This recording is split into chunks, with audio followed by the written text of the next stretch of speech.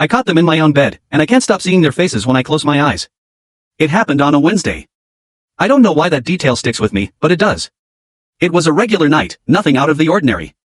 My wife, Emily, had gone out for drinks with some friends after work, and I was at home, just me and the TV.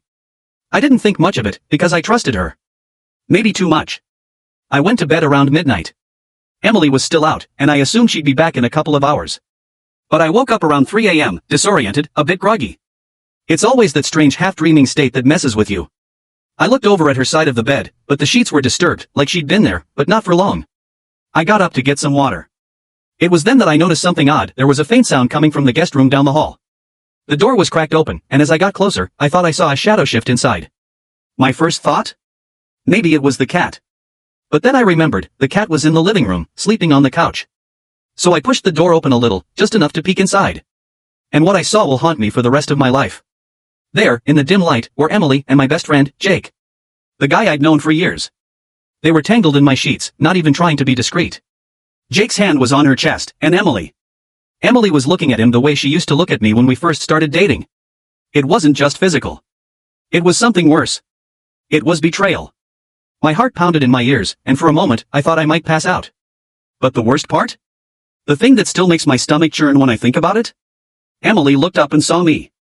She saw me standing there in the doorway. She didn't jump or scream. She didn't apologize. No. She just stared at me for what felt like forever, her eyes empty, like she didn't even care. Jake, on the other hand, pulled away and muttered something like, "Dude, this isn't what it looks like," but his voice sounded hollow, like he knew how messed up it all was. He didn't even have the nerve to look me in the eyes. I turned around, half expecting to hear Emily call after me, but she didn't. She just didn't. I stumbled back to the bedroom and shut the door behind me. I couldn't breathe.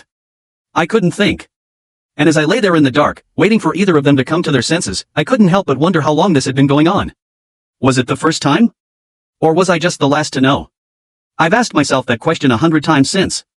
And what really breaks me is the fact that I never got an answer. The next day, Emily acted like nothing had happened. She came home, walked past me without so much as a glance, and kissed me on the cheek. Like the betrayal didn't even matter. Jake?